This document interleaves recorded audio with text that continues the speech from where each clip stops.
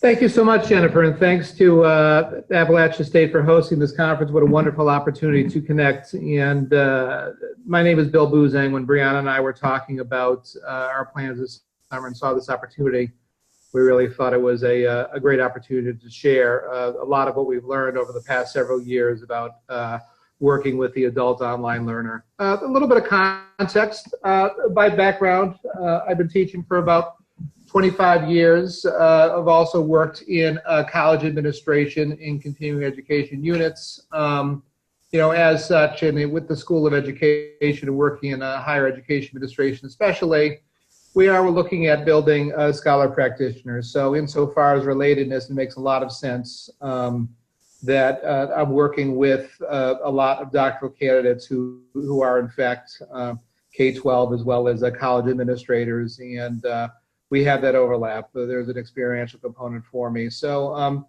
this sort of evolved as much as anything else insofar as realizing that I've always had the teaching bug. I've taught since I've been about 22 years old.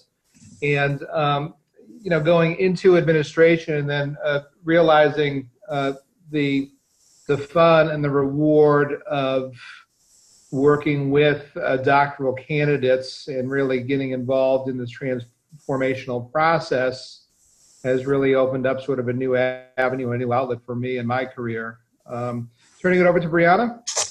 Hi, everyone. Good afternoon. It's Brianna Parsons. My background actually parallels Bill's quite a bit. I've been teaching at the college level since I was, I think, 22 as well.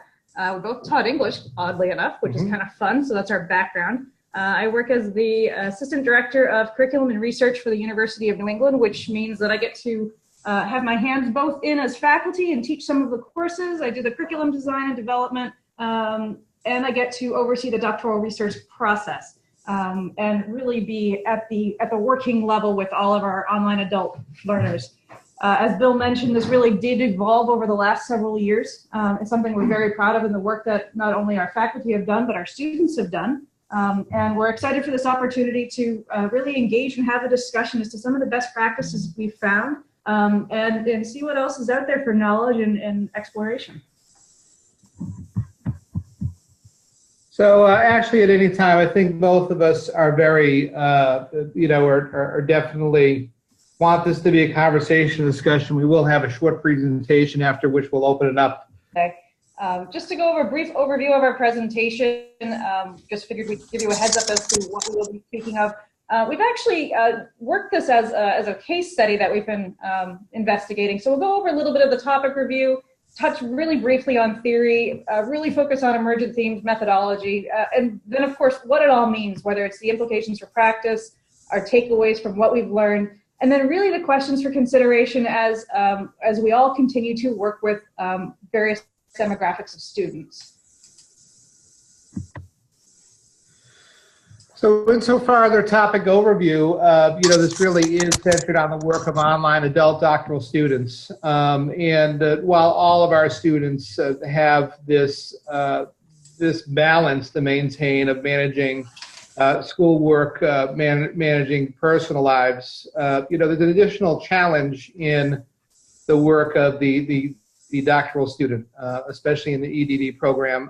First and foremost, most of the students that we encounter do not identify necessarily as research and scholars, and we're asking them to really take on something often sort of midlife or mid-career. But the relationship that they're forming with their faculty members and their advisors are really pivotal, as we found, to keeping them on task, keeping them motivated, and most importantly, moving the transformational sort of journey from student to candidate to doctor and successful completion.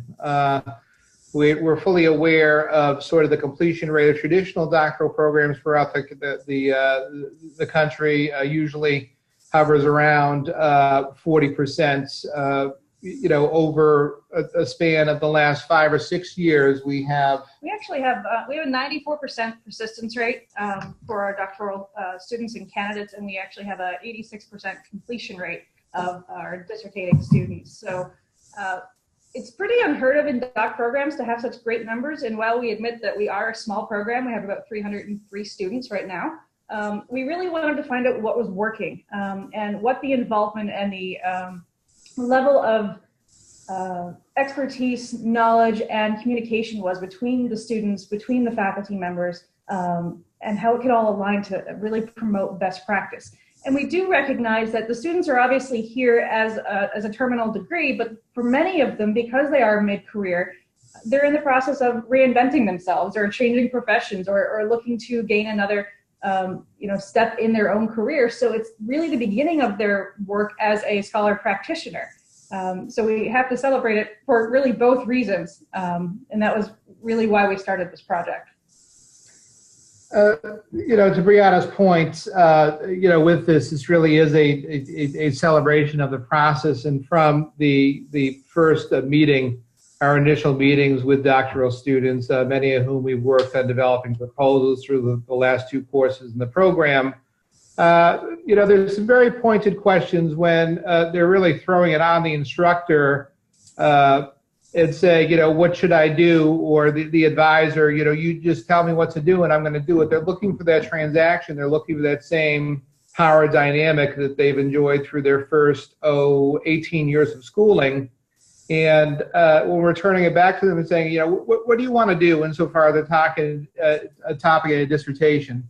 How do you want to broadcast your expertise to the world insofar as, you are, among the premier experts on this particular corner of this body of knowledge. You have contributed positively to the body of knowledge in this way for your discipline, and subsequently you plan to utilize this as you do sort of reinvent as experts going out, into the world. So that's a pretty powerful notion, and once students really do buy into that, it's also significant insofar as them really having a lot of stake and a lot of investment in this dissertation, in this topic. So on to understanding the theories with which we're operating.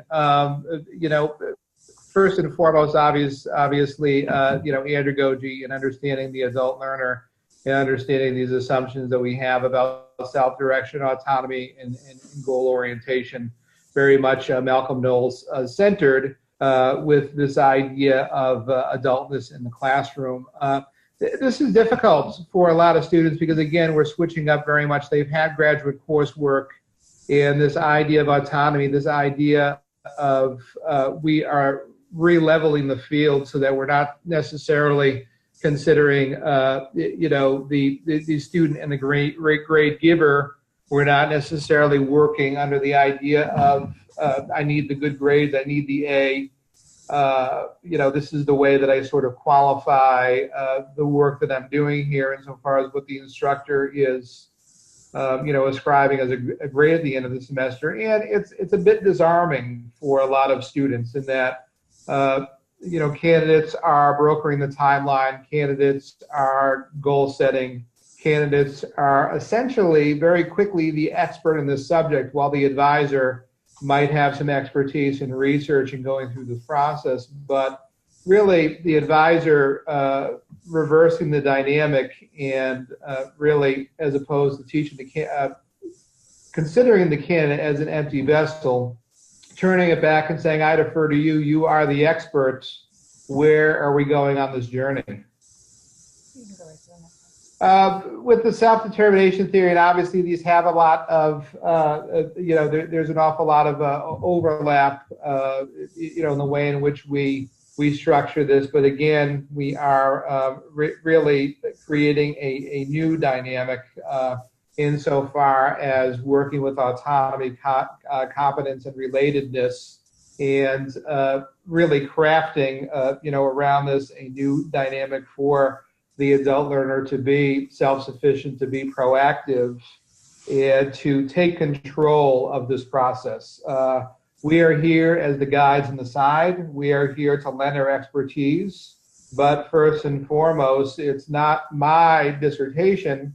It is the candidate's dissertation, and I'm here to really provide, hand them the tools. They're under the car, they're fixing the car, and I'm just here handing them the tools and giving a little bit of advice along the way as to what they might want to do next. Yeah, if you want to go right to the next slide, I can actually just speak to how that influences our methodology of data analysis.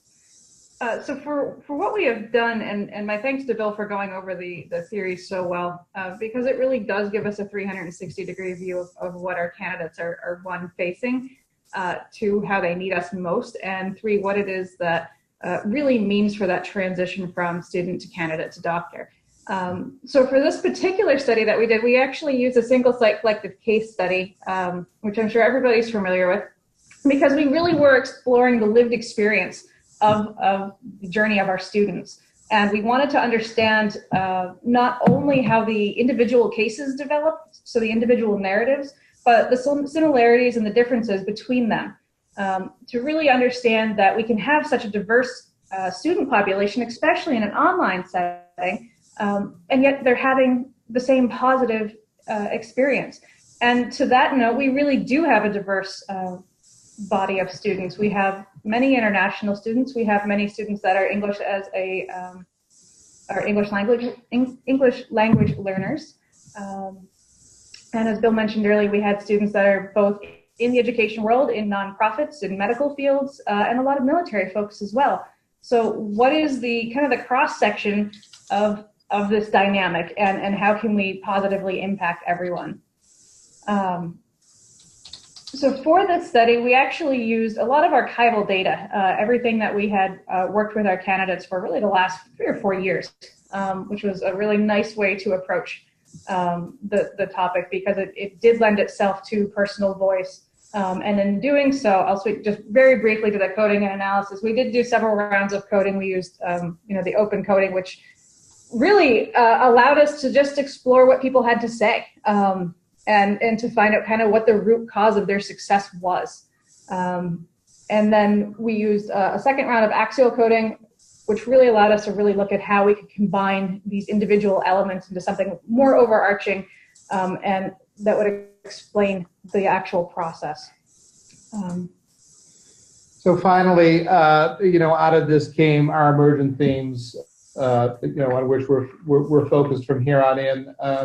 Those aspects that really became prominent in the successful candidate experience. And, while some of them, when we're going over these, sort of seem simple and pretty obvious to us, there were some surprises as well, at least from my point of view, and sort of candidates' perspectives and what they really saw as important in the advisor-candidate relationship. Absolutely. So this slide actually brings us to our emergent themes, and we did have 4 major findings. And as Bill mentioned, they seem somewhat obvious, but they don't necessarily reflect the normed experience of all doctoral candidates, but they certainly did for the ones that we worked with. The first one, and probably the most prominent one, was the idea of being there. And to just give a little bit of a story to that, it's kind of the idea of developing the unspoken. I'll actually refer to my own dad. He always talked to me about being there. It's just having a presence. And how do you create an online presence? How do you know that someone is there for you, whether it's to talk about your dissertation, whether it's to talk about your career, whether it's just to lend a shoulder? How do you do that? And how do you go beyond the idea that there is somebody else on the other side of that screen, and that somebody else actually cares for what you're doing and wants to guide your practice? What are the unspoken variables? Is it your time? Is it your dedication? Is it your patience? How do you work through that? And the other part of that is that this is actually a symbiotic relationship. I'm going to learn as much from all of my students as they're going to learn from me. And when you give that power to a candidate and say, you teach me, it really empowers them to not only use you as a sounding board, but to show what they know. And you'll see that we put in a couple of just kind of quotes that we had from our data. And the first one was, it's not just about me, it's about learning to work with others, to grow and share my ideas, and to learn those who have walked this path before me. And the idea of that is really adding to that collective body of literature through research and scholarship. The second was the practice of vulnerability and humility. And it really does tie in with the idea of being there, but it's understanding that we're human. It's understanding that we will make mistakes, and it's allowing candidates to explore and to fail and to get back up and keep trying. And that's really hard, especially for adult learners, because we're taught not to fail. We're taught to stay within our comfort zones and to, work within the status quo. The shape-shifting of relationships is actually one that I really enjoy, and it's actually probably one of the hardest ones to do as a faculty member, but it's recognizing that we are, at times, friend, mentor, advisor. Sometimes we're a taskmaster, and sometimes we're a cheerleader. There's a lot of different relationships and roles that we play when working with adult students. That makes us vulnerable. That also makes our students vulnerable, because you have to be very conscious of what role you need to play, when, and why. So a lot of this was a bit counterintuitive to me, insofar as, and I am completely in line with what we have here, because throughout my journey as instructor, career as instructor, having started very, in my early 20s in the classroom, and really having a streak sense of being so young, the fact that I had students older than me, I always had a strict sense of boundaries. I always kept it very professional, as we still do. I'm not to say this is a professional, but always kept a sort of a clear line. And for that matter, at my first graduate course, which I taught at 32, I got similar advice from my chair that you are the expert, keep it very definitive insofar as you're really the sage on the stage, sort of hand this on down from on high. And this was really working with doctoral candidates and being able to really come with them, come toward them, approach them as a colleague and a partner in this process. It is a significant adjustments. I have certain areas of expertise, which is why I'm an advisor, but I'm certainly not omniscient. I'm human just as anybody else, and they have all the same kind of concerns, and I will listen to their concerns as we go along and get involved in some really aggressive goal setting despite the obstacles and the setbacks they have. And throughout this process, and this part really rings true with the shifting of relationships, we are very much going from professor and instructor to advisor and candidates to really colleagues, and with some real collegial but also some friendly aspect to that. Folks that I had defend successful dissertations that a year later that are still celebrating their successes with me. I just got the dean job. I just got the promotion. I just had a great interview and I killed it. You know what I mentioned? Could you believe it? It actually came up all these years later. So we have that sort of relationship, and it's comfortable, it's good, and it's part of sort of the authentic experience which we're promoting at UNA. Yeah, that is the last theme that I didn't actually get to mention on the last slide, is that celebration of the journey. It's recognizing that we're teaching for success, not only here in the classroom and through their dissertation, but what it means to them in their own professional lives, their personal lives, their work lives, whatever it happens to be. And one of the hardest things I found is that folks don't understand that sometimes it's not just about the end point. It's about the actual journey of being a student, of being a candidate, of working through what it means to get through the institutional review boards and learn about human subject protections and what that means, what that knowledge gain means in their lives. As I mentioned earlier, the dissertation it's a beginning. It's definitely not an end. So when you do hear from folks several years down the road saying, hey, this actually made a difference in my life, yes, it is a bit self-gratifying, but you're more excited for the person on the other end of it because you were part of that goal and that job. It really is the idea of change agents and scholar practitioners. So with all of this, we have created a model of practice. And the first part of that is recognition of self as a learner and as a leader. And this goes for not only the candidate, but also for any faculty members that are working with adult learners. It's really starting at the entrance into the program, and it's the beginning of where you start building relationships. It's the defining of those initial roles and developing really those unspoken relationships. The way that our own program is structured is that many of our dissertation advisors are faculty members and they teach the courses. So by the time our candidates are in dissertation, these names are familiar. They've known them for 2 or 3 years already. It's the idea of having that soft touch and being able to navigate some of those murky waters. The process of narrowing for anyone that's ever written a dissertation is something that can take years and years and years, and it's very hard as a candidate to hear that you can't save the world with one paper.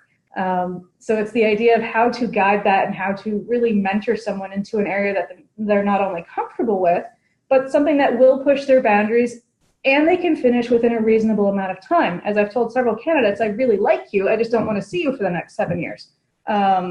So it's understanding what our role is as a learner and as a leader. After we establish that, we can really work into growth as a scholar. As folks progress through their coursework and through their dissertation, it's the idea of taking a team to help craft this document and to help craft their own ideas of scholarship and leadership, and defining a problem of practice.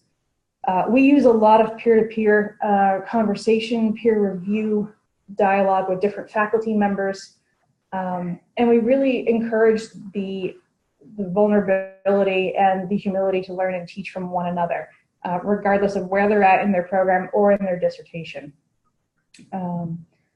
That community of practice is incredibly vital. And one of the things that we've been talking about a lot lately is that you cannot dictate how adult learners actually learn and contact one another. We've seen Facebook groups that have been absolutely wonderful in student support that were student created. We've also seen Facebook groups that were places for people to complain. But you cannot mandate that. All you can do is simply guide and be open to criticism and to response and to dialogue. That part ties in quite well with defining value in the collaborative process. It's understanding how our roles grow and change throughout their journey, and it's that discovery of ethical responsibility. I will be the first to admit that I was quite shocked when I got a faculty review that mentioned that I did not post anything in said Facebook group, simply because I'm not part of said Facebook group. But this person went to the dean because they were that angry. My ethical responsibility is to promote learning through our learning management system, through our one-to-one advising. So at what point do you start drawing the line, and at what point do you say, okay, this is how we have to put some boundaries on our collaboration? It's not an easy task, and it's certainly something that doesn't necessarily have any rules. So again, it's that open and honest communication and dialogue. You want to do development and scholarship? Oh, sure. So, again, this idea of the development of scholarship to affect change or give voice, throughout all this, the idea and this ultimate empowerment of candidates to really revision themselves as researchers, as scholar practitioners, as somebody who is positively contributing or has something to say to the broader community. And, we see this in their writing, sort of both of us coming from English backgrounds, all of the conditional phrases and the hesitancy and the running back to us sort of chunk by chunk initially with, is this right? Is this right? Do you approve of this? And, it's your process. You're the expert here. Turn it back to them and certainly guide them in the best practices of scholarship and doctoral writing. But for the most part, sort of valuing the fact that they are developing a voice, they're able to offer some evidenced assertions through this process in what they've seen in their career and their experiences and what they're now applying to study. Yeah, absolutely. It's one of those ideas that these are professional individuals. They want to inspire growth and change and to improve practice, whether it's in their own institution or work environment. And one of the other, and this was kind of a powerful quote to me, was that one of the most powerful lessons learned from this experience was acknowledging the frailty of my humanity, while simultaneously stretching my ability to serve those abandoned by others, those who are on the outside of fringes of society. And while we might be, quote unquote, just an education program, we have folks that are working with level 5 high maximum security prisoners. We have folks that are working with orphans somewhere in Southeast Asia. We obviously have folks in the K-12 environment and in the higher education environments. But we also have folks that are working on HIV/AIDS research in Rwanda. So really the idea of being a mentor for these folks that are already well established in their field and already helping one another really helps us give them their own voice to say, I know how to do this research, and I know how to give voice to those that are not heard. And that leads us to the application of learned skills to change culture or solve problems. Excuse me. It's a difficult transition. It's a difficult transformation from a scholar practitioner to somebody that can go back into their own environment and say, okay, I have the skills and the tools to do this. I know who to ask when I run into issues, even as a graduate, which is why this is a cycle, because it goes right back to the fact that we are all learners and we're all leaders in our respective fields. The dissertation might have been the first chance they had at research, but it's certainly not the last chance that they have at scholarship or being a change agent. So the application of learned skills is a very real aspect, which I've seen throughout the doctoral coursework at UNE, and I see throughout the dissertation. And it's real in the fact that people are involved in a change agency in their own spheres of influence: a school district, a state, a hospital, a college. One concrete example that comes top of mind is having worked with a health practitioner who had written extensively on the use of portable ultrasound units for a variety of diagnoses, and really had got involved in a cost-benefit analysis in the meantime. Had really looked at a 5-year plan, had looked at the technology replacement plan, had really done some very nice comprehensive work on how these portable ultrasound devices would work from beginning to end. Sure enough, she had passed it on to the board of the hospital, and 6 months later, what came back to me with a $500,000 grant that she had earned, and that they were outfitting her healthcare center as well as several of the EMT vans, with these devices. Pretty amazing that this $500,000 grant was sort of came from just a really good idea out of this student's doctoral coursework.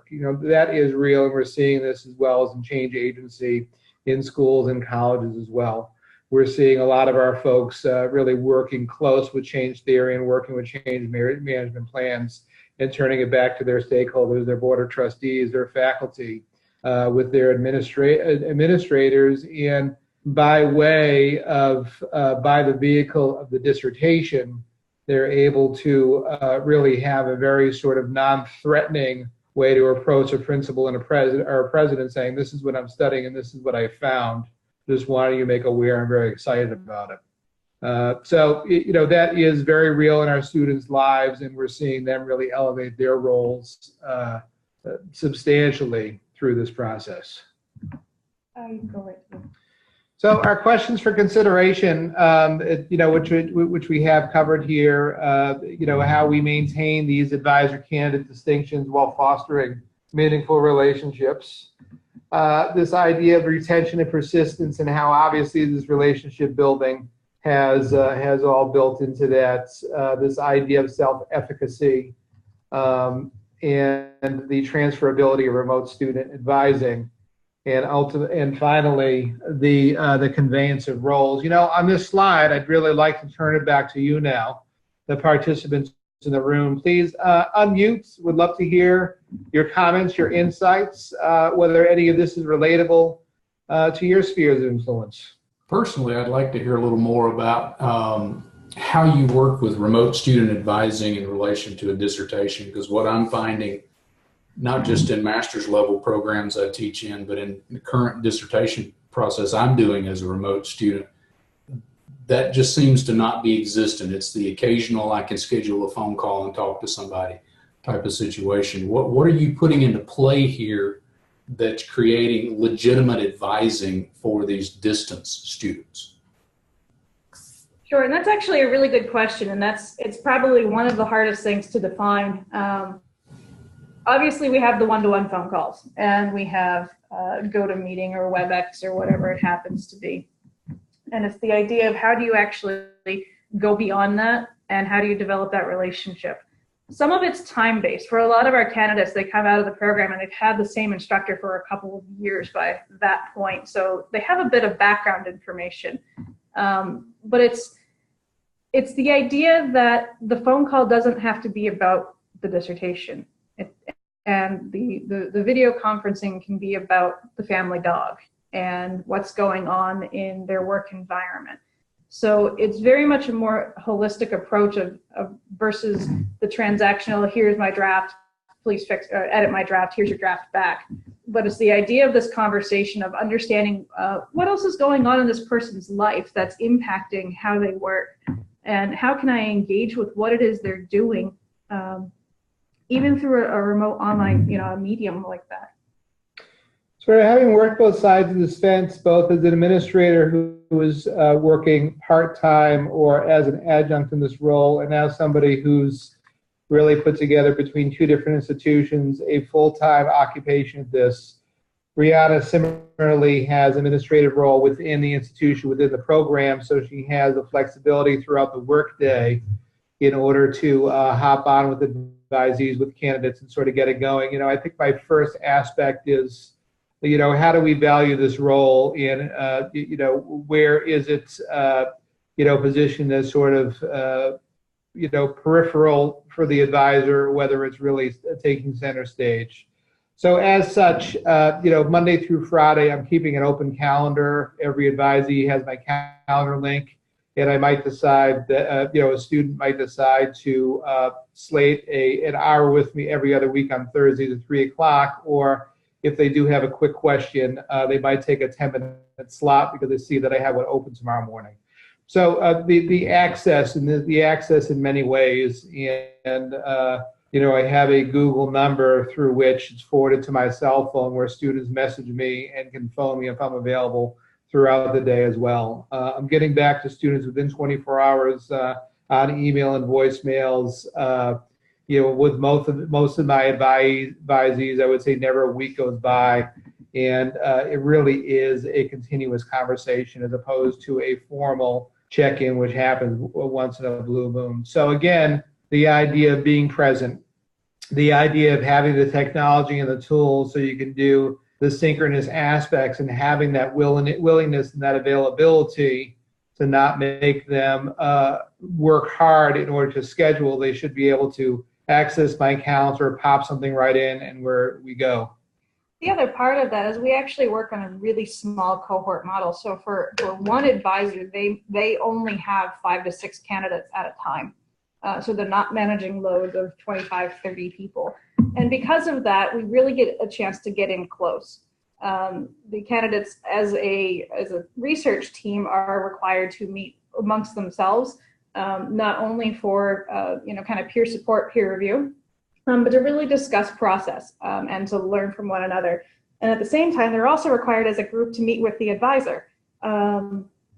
That we only actually require that once every 4 weeks. Mm-hmm. However, I think probably 80% of our faculty meet weekly with their group of candidates, simply because it is such a small team.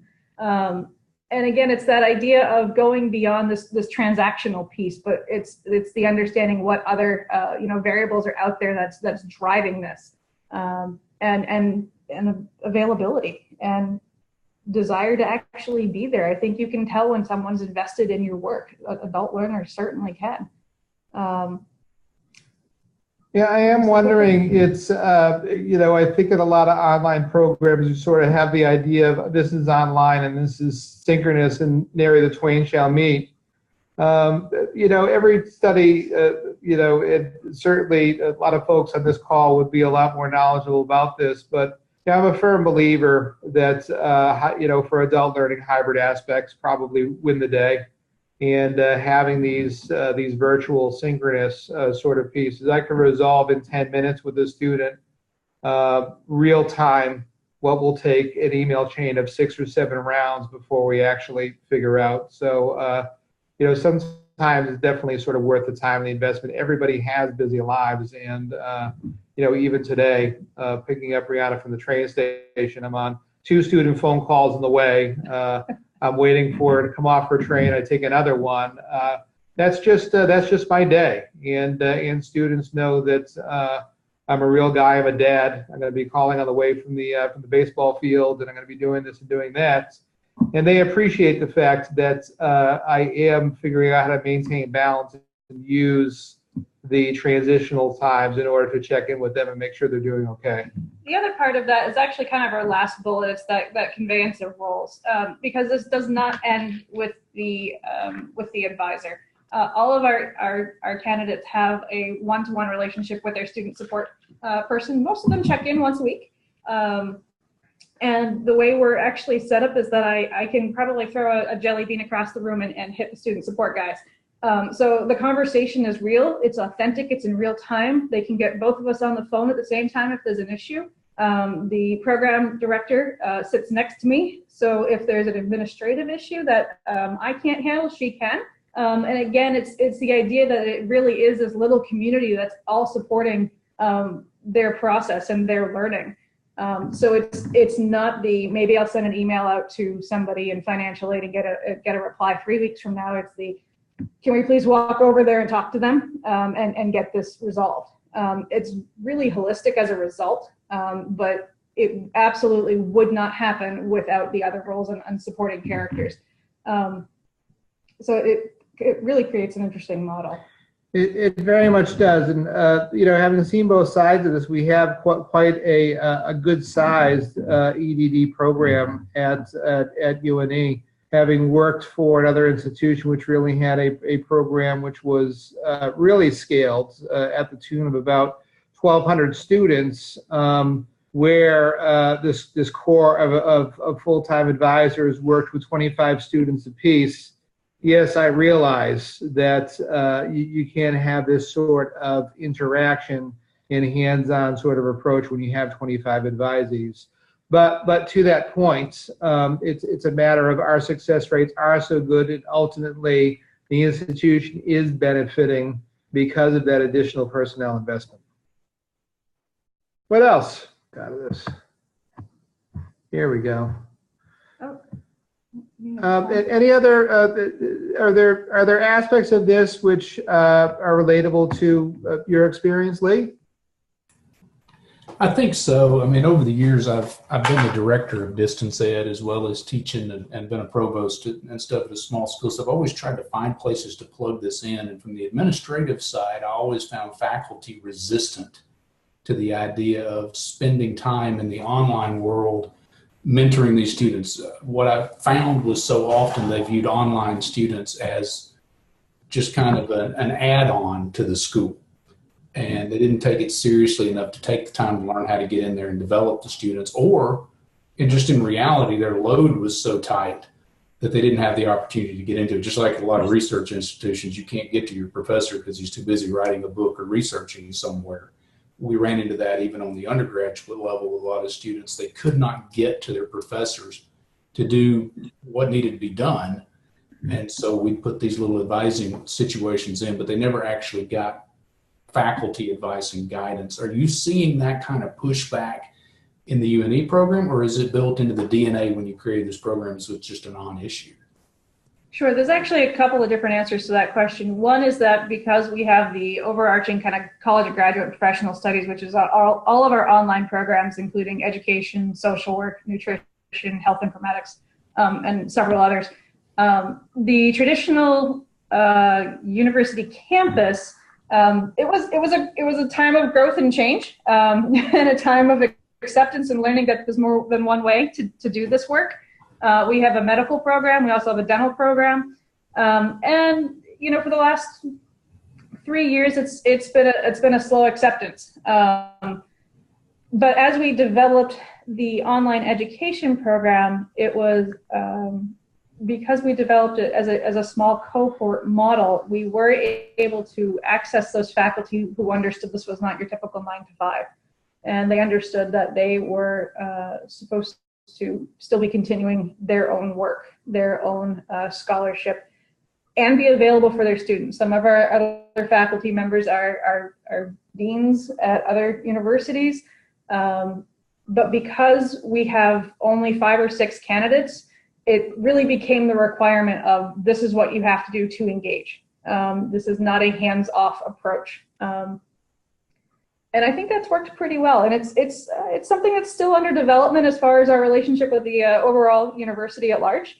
But it's something that we're actually working on how we celebrate our own students and how we show their work to our university community as a whole. We're working on some online, kind of research symposiums and things along that line, so that we can show that, yes, we are here, we are a real entity, and we're doing really good work. And that keeps faculty interested, it keeps our students engaged, and we're always looking for other opportunities as to how we can do that. But it very much, from the start, was the idea that you will be in the trenches with your candidates. This is not something that you can kind of mosey on through and get back to somebody a month later.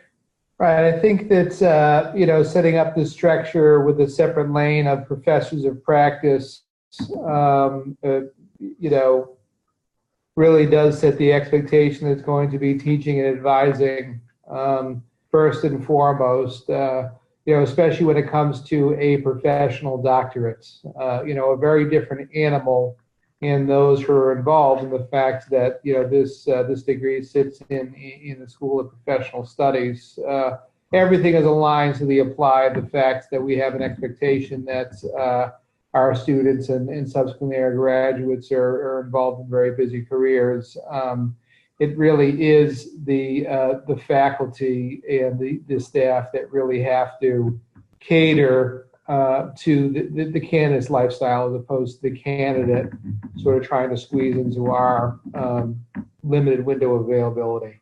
So it's a very different philosophy, and those who really aren't down with it walk pretty quickly. Yeah, and I think the other thing is that because we do have such a unique kind of office space, we're actually able to not only work with the student support folks to engage candidates, but we also sit next to the IDS folks, so the folks that are doing the instructional design. So the faculty are constantly engaged with IDS folks as to what we present on that more forward-facing platform for our students to see. What new technologies are evolving that we can use for online engagement, and how do you bring in this more global audience, so that you can work synchronously, and yet you can also work asynchronously and still kind of have that thread of common goal. Gosh, I've never really seen ITS, and I'm sure many of you are sort of similarly aligned, but organizationally, having worked with half a dozen institutions, UNE really does have a seamless structure when it comes to just high responsivity of the instructional designers. There's no take a ticket and wait in line and we'll go back to you in a week. Many times we have same day solutions when it comes to everything from Blackboard issues to really looking at adjustments to the course design when we have some ambiguities, or putting something in queue to be added onto the course next term. Yeah, actually, if I'm thinking about the conveyance of roles, we actually have our own research librarian for our EDD students too, and she sits right in the same office. So if there's content issues or research issues or things along that line, you have both faculty and research folks or research librarians working together a lot of the times right with the candidate to solve the issue. So again, it's that kind of idea that it takes the whole family to make this work. And that really helps with keeping folks engaged. One of the bullets we had mentioned was, how do we respond to the disappearing act of online students, because they're really hard to find when you don't know when they're not in front of you. But because we do have this 360-degree approach as to student engagement, I think is one of the reasons that there's always someone to talk to, and there's always something to talk about. And that really allows them to interact with a variety of individuals. Do you have like a faculty handbook or a policy design for how you do this that you guys might be willing to share with us? We are actually, we do have a faculty handbook. We are actually, I'm in the process of revising it right now. So once we land with that, I'll get your email and we can further communicate about that. It'd be great. I'd especially love to see how you do that with remote adjuncts and remote full-time professors that might be involved in that you can't just walk down the hall and put your hand on when something falls apart. So thank you. You're welcome. And I just got a note from Jennifer that the research librarians love to be a part of the process. They absolutely do. And because we have the research librarians right there and we have the different programs sitting next to each other, there's actually a fair element of more of the interprofessional collaboration as well, whether it's developing a policy course that works with public health and education, or whether it's some sort of research that folks are taking on. So the level of excitement and enthusiasm the research librarian has is amazing. It's just, that is true. Every conversation is an adventure, and all of a sudden, the research library becomes one of the Hardy Boys, where we're searching out. Oh, here we go. This is where it's a big adventure. I just love the enthusiasm, it is exciting because it is very solution driven, and that is the very challenge of what we're doing is being able to provide full library services, full everything else services. To our remote students. I have advisees, in Vietnam and in China, and I'm working with students in Italy, and it's amazing once we figure out the time zones and once they sort of figure out when to be calling into UNE. It's very direct lines of support and same-day resolution of problems, which is really a credit to the university's organization. Absolutely. And if we actually look at the takeaways that Okay, so our final slide, the takeaways, which will certainly entertain any other individual comments as we get into the last 10 minutes of the hour. So really the takeaways we have, fulfilling the right role at the right time. And here we really focused on the role of the advisor, but I think as the conversations evolved a little bit, it's who's the right person to be helping. Is it the student support folks? Is it the research librarian? And it's being able to access the right person at the right time. For the advisor, sometimes a lot of time, that's actually the facilitation of that. So it's somebody that you're accountable to. It's somebody that's the academic resource and they know who to find to help. It's someone that does work as a sounding board. But it's also the person that's the taskmaster, and sometimes the cheerleader as well, to keep things moving when the going gets tough, as they say. Finally, it's the fostering transformation through the dissertation process. It's acknowledging and affirming people as individuals, people as scholar practitioners, people as learners and leaders. It's the cultivating the role as the expert and saying, I'm here to support your work. How can you and I work together? It's that idea of collaboration. And it's a celebration of accomplishments, both small and large, throughout the journey. A lot of folks have a tremendous amount of fear when it comes to the dissertation process, the dissertation defense. As I tell all of my candidates, I will not let you defend your dissertation until I'm confident that you will pass. And when you start to look at things as a celebration and as a journey, it feels very, very different. And it gets people engaged, it gets people motivated, and it makes them very proud of the work that they're doing, rather than seeing it as a trial or a gauntlet to be run. So anything else from the group as we go along here? Other comments, observations, ways in which this relates to what you're up to? Any other questions about the UNE environment? Okay, final thoughts, Brianna? Thank you for that, Bill. Well, we hope that we were able to at least really have an opportunity to chat about what's working and how we are engaging students, and how really it's not just how proud we are of the work that we're doing and the success that we're seeing, but it's understanding how this can be applied to not just EDD students, but any student, any online student. How do you work with adult learners? What are those best practices? Which is really why we'd like to hear from you, and see if there's any other thoughts out there.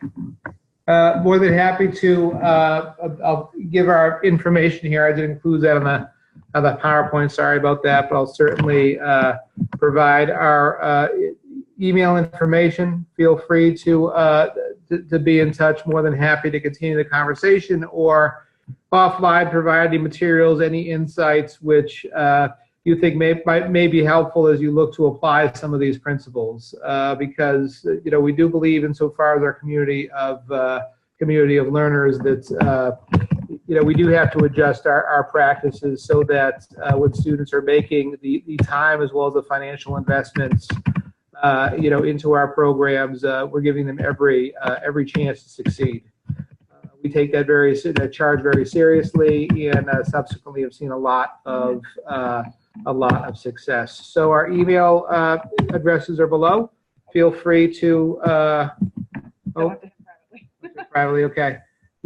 Feel free to get in touch, and we'd love to continue the conversation with you. We have a passion for this, and would love to continue on with you. So thank you so much for your time today. I appreciate it. And by all means, use our email address. Send us a note, and we'd love to dialogue on this.